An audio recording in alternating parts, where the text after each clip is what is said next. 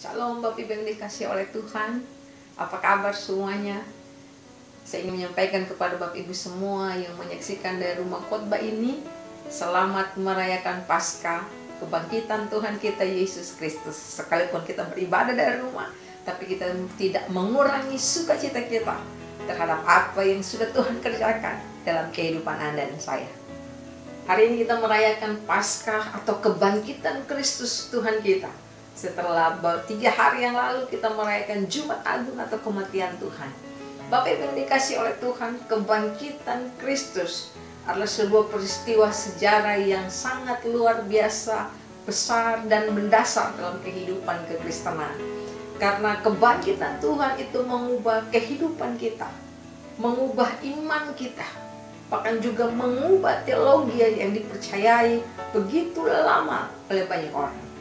Karena kebangkitan Kristus bukan hanya sebuah doktrin yang harus dipercaya, tapi kebangkitan Kristus adalah sebuah kebenaran yang harus dan mampu mengubah akan seluruh kehidupan kita. Bapak Ibu yang dikasih oleh Tuhan, kebangkitan Kristus membawa sebuah perubahan yang baru setelah peristiwa yang begitu menakutkan dalam penyaliban. Setelah peristiwa yang memberikan kekecewaan bagi para murid pada waktu itu, bahkan pada orang-orang yang mengikuti Kristus, bahkan dia ditinggalkan sendirian dalam peristiwa penyaliban. Pada hari yang ketiga ketika dia bangkit, membawa sebuah pengharapan, membawa sebuah kisah yang baru, yang menjadi landasan iman percaya kekristenan sampai dengan hari ini. Pada pagi hari ini saya ingin berbagi kepada Bapak Ibu semua kebenaran firman Tuhan yang saya beri judul atau saya beri tema, apa yang terjadi jika Kristus tidak dibangkitkan. Bapak Ibu yang menyaksikan dari rumah boleh membuka Alkitabnya dan bersama-sama kita membaca 1 Korintus pasal yang ke-15 ayat yang ke-12 sampai dengan ayatnya yang ke-20 saya bacakan. Jadi bila mana kami beritakan bahwa Kristus dibangkitkan dari antara orang mati, bagaimana mungkin ada di antara kamu yang mengatakan bahwa tidak ada kebangkitan orang mati? Kalau tidak ada kebangkitan orang mati, maka Kristus juga tidak dibangkitkan. Tetapi andai kata Kristus tidak dibangkitkan, maka sia-sialah pemberitaan kami dan sia-sialah juga kepercayaan kamu. Lebih daripada itu, kami ternyata berdusta terhadap Allah, karena tentang Dia kami beritakan bahwa Ia telah membangkitkan Kristus, padahal Ia tidak membangkitkannya. Lalu andai kata benar bahwa orang mati tidak dibangkitkan, sebab jika benar orang mati tidak dibangkitkan, maka Kristus juga tidak dibangkitkan. Dan jika Kristus tidak dibangkitkan, maka sia-sialah kepercayaan kamu dan kamu masih hidup dalam dosamu. Demikianlah binasa juga orang-orang yang mati dalam Kristus. Jikalau kita hanya dalam hidup ini saja menaruh pengharapan kepada Kristus, maka kita adalah orang-orang yang paling malang dari segala manusia. Tetapi yang benar ialah bahwa Kristus telah dibangkitkan dari antara orang mati sebagai yang sulung dari orang-orang yang telah meninggal. Bapak Ibu yang dikasihi oleh Tuhan, pasal 15 dari 1 Korintus ini adalah sebuah pasal yang panjang, terdiri dari 58 ayat bercerita tentang kebangkitan Kristus. Tapi bukan hanya kebangkitan Kristus saja, tapi juga menyampaikan tentang kebangkitan kita sebagai milik kepunyaan Tuhan. Sehingga pasal ini dikenal juga sebagai landasan teologi kebangkitan orang-orang percaya di dalam Kristus. Bahwa bukan hari ini saja banyak orang yang meragukan tentang kebangkitan, baik kebangkitan orang mati maupun kebangkitan Kristus yang terjadi kurang lebih 2000 tahun yang lalu. Keraguan tentang kebangkitan Kristus sudah terjadi sejak zaman Paulus. Inilah sebabnya Rasul Paulus menuliskan satu pasal dalam 1 Korintus kepada jemaat di Korintus tentang kebangkitan Tuhan. Landasannya ada dalam pasal 15 ayat yang ke-12. Dia bertanya kepada jemaat di Korintus demikian. Jadi bila mana kami beritakan bahwa Kristus dibangkitkan dari antara orang mati, bagaimana mungkin ada di antara kamu yang mengatakan bahwa tidak ada kebangkitan orang mati? Jadi landasan atau latar belakang dari surat ini, dalam pasal ini disampaikan oleh Rasul Paulus kepada jemaat di Korintus, karena ada orang-orang di Korintus yang meragukan, yang mengejek akan kebangkitan Kristus, dan juga tidak mengatakan tidak ada kehidupan atau tidak ada kebangkitan orang mati. Inilah yang kemudian Paulus berusaha untuk sampaikan kepada jemaat di Korintus, bahwa apa yang akan terjadi kalau Kristus tidak dibangkitkan. Mari kita masuk lebih dalam kepada pemberitaan firman Tuhan ini. Poin yang pertama, apa yang akan terjadi jika Kristus tidak dibangkitkan? Ayat yang ke-14, pasal yang ke-15 1 Korintus. Tetapi andai kata Kristus tidak dibangkitkan, maka sia-sialah pemberitaan kami dan sia-sialah juga kepercayaan kamu. Yang pertama, jika Kristus memang tidak pernah dibangkitkan dari antara orang mati, maka pemberitaan Injil adalah sebuah kesia-siaan. Maka pemberitaan Injil itu adalah sesuatu yang tidak berguna. Yang ingin saya sampaikan kepada Bapak Ibu semua, apa yang sudah disampaikan oleh para rasul, disampaikan oleh para pengkhotbah, bahkan apa yang saya sampaikan kepada Anda pada pagi hari ini adalah sebuah kesia-siaan, menjadi tidak berguna jikalau Kristus tidak pernah dibangkitkan. Bapak Ibu yang dikasihi oleh Tuhan, kata sia-sia dari bahasa Yunani kenos. Nah, kata kenos punya pengertian kosong, tidak bermanfaat, tidak berguna, tidak berfaedah, tidak ada artinya, atau sebuah kekosongan dan sebuah kebohongan. Maka pemberitaan Injil menjadi sebuah kekosongan, menjadi sebuah berita yang kosong, yang tidak ada isinya, yang tidak punya makna, yang tidak ada gunanya. Jikalau pemberitaan Injil itu adalah sebuah kesia-siaan. Kenapa? Karena inti dari kebenaran pemberitaan Injil adalah tentang kelahiran, kematian, dan kebangkitan Kristus. Injil punya pengertian, artinya kabar baik, kabar kesukaan. Kabar kesukaan tentang apa? Lihat pasal 15 ayat yang pertama. Dan sekarang saudara-saudara, aku mau mengingatkan kamu kepada Injil yang aku beritakan kepadamu, dan yang kamu terima, dan yang di dalamnya kamu teguh berdiri. Oleh Injil itu kamu diselamatkan, asal kamu teguh berpegang padanya, seperti yang telah kuberitakan kepadamu, kecuali kalau kamu telah sia-sia saja menjadi percaya.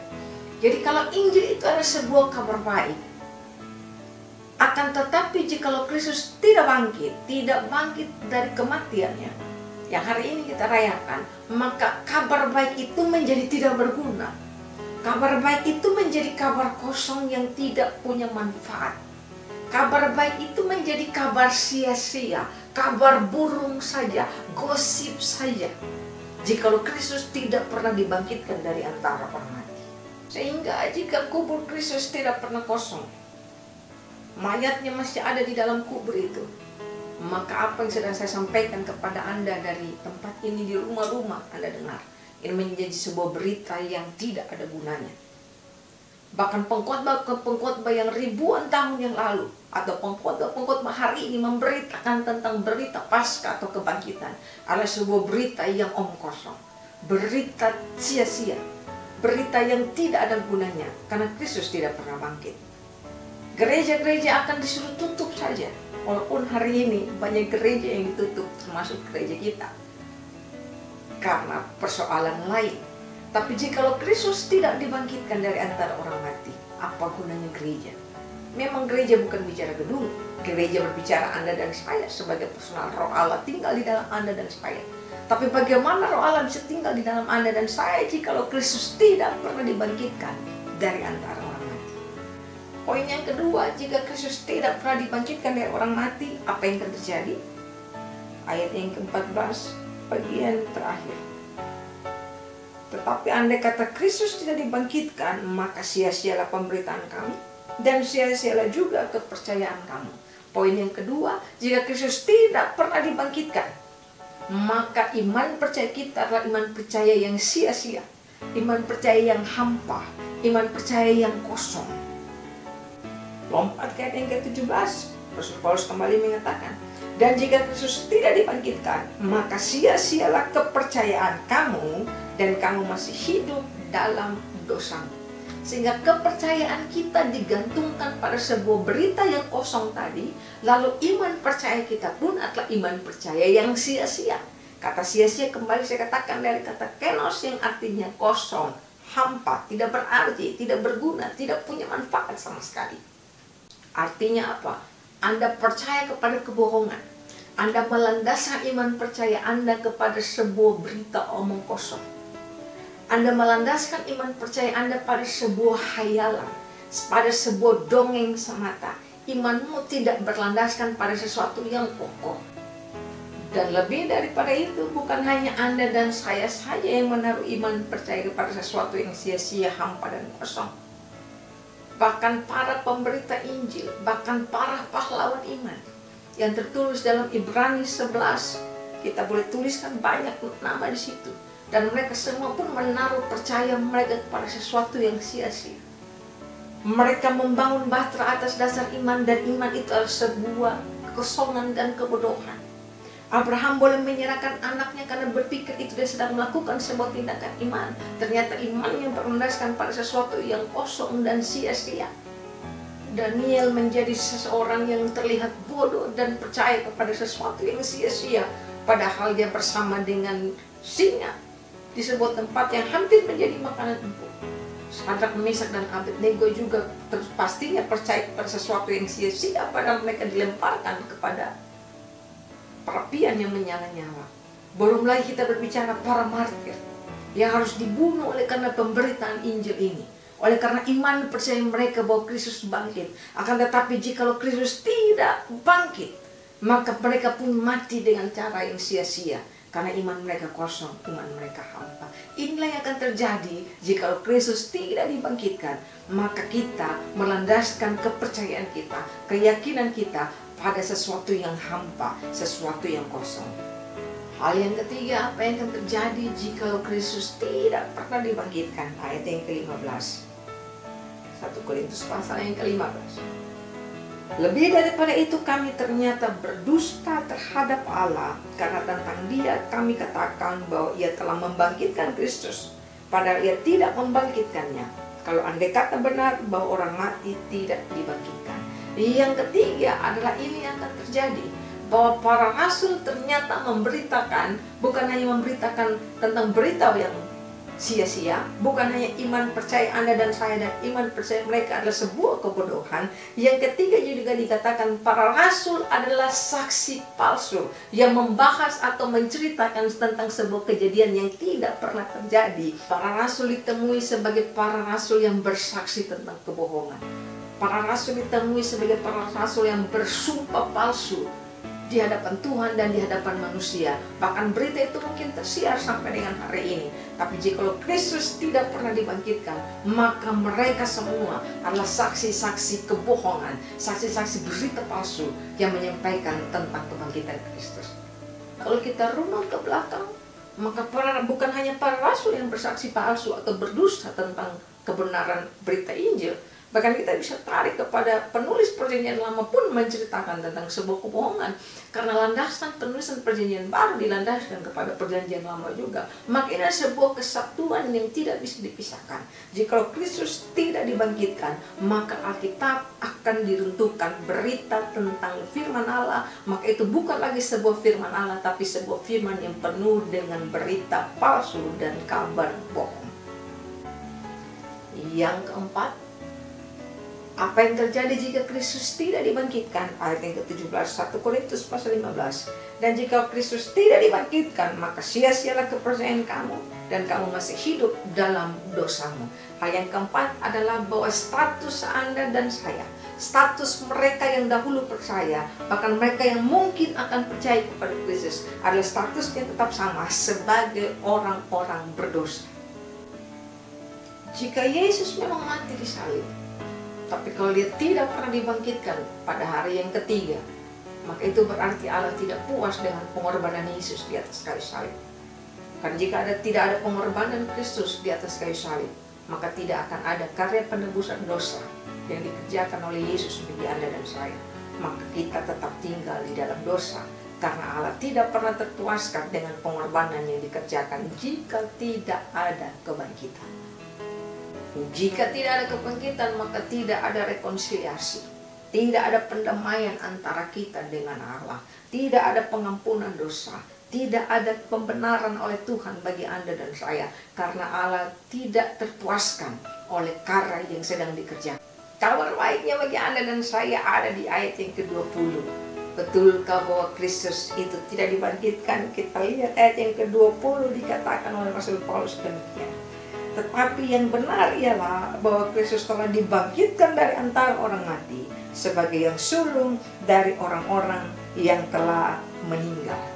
Kata tetapi meruntuhkan semua kisah di ayat yang ke-12, meruntuhkan ketidakpercayaan, meruntuhkan rasa mengejek akan kebangkitan orang mati dan kebangkitan Kristus, menghantam apa yang tidak dipercayai oleh orang-orang pada saat ini dan pada saat yang lalu, bahwa ternyata faktanya, kebenarannya adalah bahwa Kristus dibangkitkan pada hari ketiga. Amin.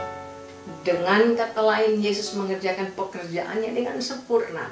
Bapa dipuaskan oleh karya pengorbanan Kristus. Anda dan saya mengalami karya penebusan Kristus yang luar biasa, karena sekalian hal yang harus Kristus kerjakan dikerjakan dengan sempurna sampai dengan hari ini, bahkan sampai kekekalan kehidupan kita nanti. Kita ada oleh karena karya Kristus yang luar biasa dalam kehidupan kita.